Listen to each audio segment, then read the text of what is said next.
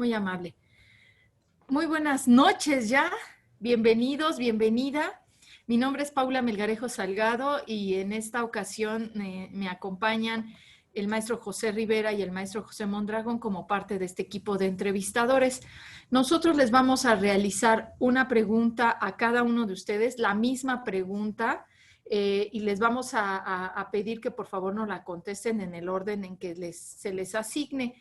Les vamos a pedir también que por favor sean concretos, breves, concisos en su respuesta, porque solo tenemos hasta 20 minutos para realizar esta entrevista y darles la misma oportunidad a cada uno. Les comento que las preguntas que se les formularán están relacionadas con las competencias que se requieren para acceder al cargo de vocal, como lo es integridad, coordinación, orientación a resultados y apego a normas y procedimientos. Y bueno, para comenzar, iniciaré con la primera pregunta relacionada con la competencia de la integridad y se lo voy a hacer primero a César, posteriormente Iliana y finalmente Héctor.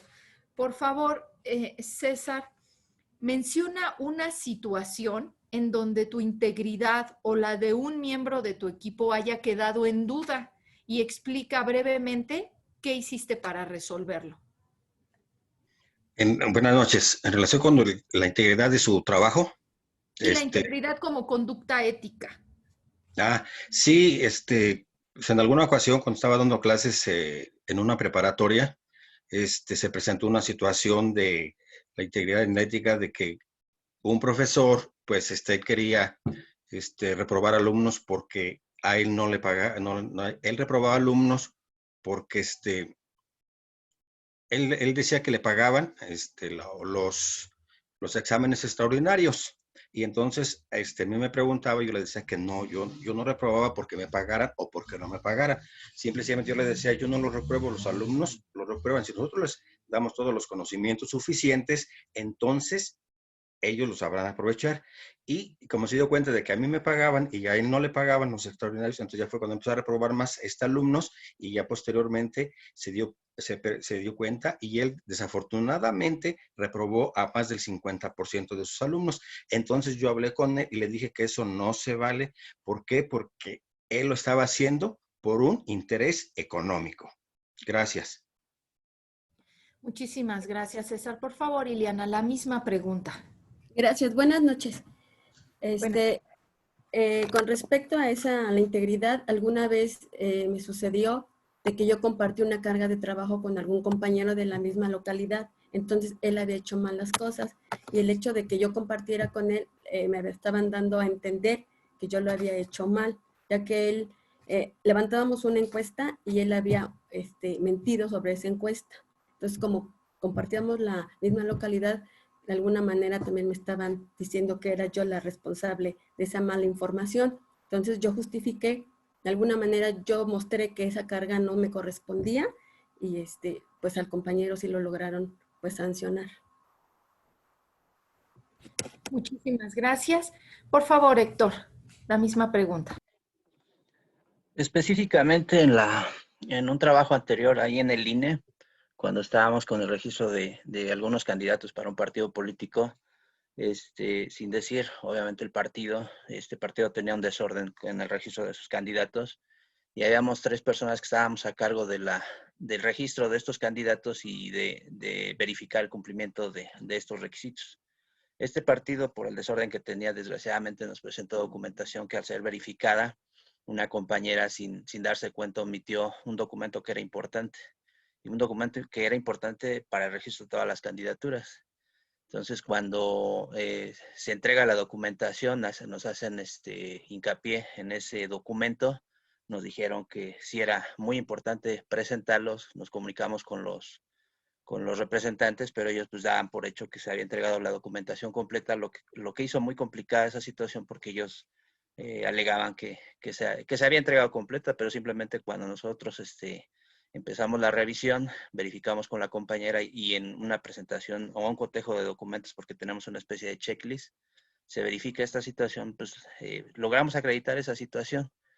porque al omitir este detalle que le pasó a esta compañera, pues obviamente se pone en tela de juicio nuestro actuar y se piensa que nosotros estábamos emitiendo esa situación conscientemente, pero se logró demostrar que esa situación no era así. Entonces, aunque esta actividad le correspondía a la compañera porque teníamos actividades muy específicas, como equipo pues logramos obviamente subsanar la situación, platicar con los representantes que todos sabemos perfectamente que a veces son muy difíciles para platicar con ellos, pero se pudo lograr y se pudo limpiar de alguna manera el nombre del equipo.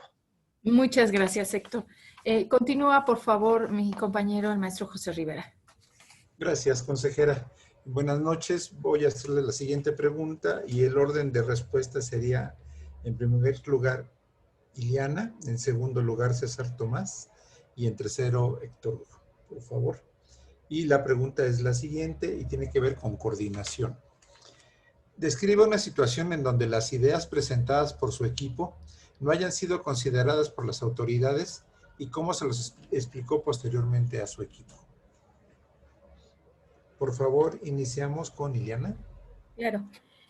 Una situación fue en un trabajo donde estamos trabajando ahorita en una encuesta, entonces al equipo hicimos un proyecto para decirle la mejor manera de llegar al porcentaje, el cual, de acuerdo al jefe, pues de acuerdo a la normatividad, dice que no estábamos dentro del rango, pero se le explicó que sí cumplíamos con la expectativa y con las normas, sin en cambio no fue aprobada y cuando yo se lo comuniqué a mi equipo, sin en cambio siempre nos hemos apegado a la normatividad y siempre hemos cumplido y hemos terminado el trabajo y cumplido con el objetivo.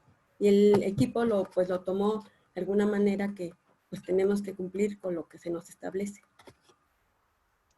Perfecto, muchas gracias. Continuamos, por favor. Sí, a mí se me presentó una situación cuando fui vocal de capacitación en el 2015, que nos daban el material, pero no nos decían de qué manera debíamos de explicar. Por ejemplo, para nivel primaria, secundaria, preparatoria y en la universidad. Entonces, nada más nos decían, vamos a hacer la participación, la promoción del voto. Pero nosotros teníamos que, con mi equipo de trabajo, como yo era el vocal, teníamos que buscar un lenguaje apropiado para que fuera muy comprendido por el nivel de primaria, secundaria y preparatoria. Y como hay muy pocas universidades por esta zona, pues nomás nos enfocamos a un nivel de preparatoria. Ahí sí buscamos y encontramos un lenguaje en el cual a los jóvenes les hablamos del voto, de la participación, de la inclusión, ya en esa época ya empezábamos a hablar de la equidad de género y principalmente respetarle sus derechos y obligaciones. Pero a nivel secundario les hablábamos de otra manera. Les decíamos que tenían que ser tolerantes, deberían de cuidar los valores democráticos, la tolerancia, la participación, la equidad, la justicia, y a nivel universitario sí les dimos algunas pláticas, que inclusive llegaron los de una obra de teatro a darles esas pláticas también, pero lo importante en lo que trabajamos en nuestro equipo fue que buscamos un lenguaje inclusivo y que se entendiera y que se comprendiera en todos los niveles educativos en los cuales dimos este tipo de pláticas, que era la participación democrática. Gracias. Muchas gracias, César. Por favor, Héctor Hugo. En este caso, bueno, el ejemplo que me viene así de primera mano fue que en un ejercicio, en un proceso que ocurrió hace poco, que fue con la revocación de mandato, era un procedimiento nuevo para el INE. Cuando nosotros empezamos a registrar a los promoventes, hubo mucha confusión por parte de la ciudadanía sobre qué significaba ser promovente. Entonces, eso hizo que se metieran un excedente que no estaba contemplado por la institución, un excedente muy, muy grande de personas que hicieron esta solicitud. Y se salió de las manos. El procedimiento como tal que estaba establecido no era malo, pero con este excedente evidentemente complicó mucho la situación. Ya me había tocado estar en otro proceso que se llama registro de agrupaciones políticas, entonces implementamos ese proceso, pero quien era mi jefe en ese momento pues dijo que no, que el procedimiento ya estaba y que lo teníamos que llevar como era el que estaba establecido, pero evidentemente pues el tiempo no iba a dar. De hecho, eso se complicó. Recibimos incluso ayuda de otras áreas, pero ni siquiera así podíamos sacar ese. Si seguíamos estrictamente el procedimiento, pues no iba a salir. Entonces pusimos el ejemplo específicamente con algunos distritos que eran de los más numerosos, lo llevamos a cabo y finalmente pues, se dieron cuenta de que era un procedimiento que también podía aplicar o que podía homologarse con este procedimiento de la revocación y afortunadamente eso hizo que se hiciera más ágil y que pues pudiéramos salir en tiempo y forma, porque ese procedimiento, como muchos que son en lo electoral, pues tienen una temporalidad o términos fatales que ya si no los cumplimos, pues incumplimos. Entonces, Muchas gracias. afortunadamente, la experiencia de haber tenido otro proceso que tenía una circunstancia similar nos ayudó a sacar a cabo ese proceso. Muchas gracias, Héctor. Muy amable. Gracias, consejera. ¿Sería cuánto? Muchas gracias. Y ahora, por favor, el maestro José Mondragón. Muchas gracias, consejera. La pregunta que yo les voy a hacer es relacionada con la competencia de apego a normas y procedimientos. En primera instancia, la pregunta va a ser para Héctor, después para Iliana y finalmente para César. La pregunta es la siguiente: describa cómo ha logrado en situaciones laborales anteriores ser neutral ante los intereses de diversos grupos de personas. En los procesos anteriores es muy normal que ahí en el INE, sobre todo, que son los procesos en los que más he participado en el registro de candidatos, se preste mucho la situación a que los representantes se acerquen para que nosotros de alguna manera los ayudemos con documentación, que se las hagamos más fácil o que les hagamos llegar el procedimiento, les hagamos más fácil este registro. Porque muchas veces ellos no tienen, por ser un registro nacional, muchas veces ellos no llegan a tener la documentación. En ese sentido no lo tienen a la mano y se les complica.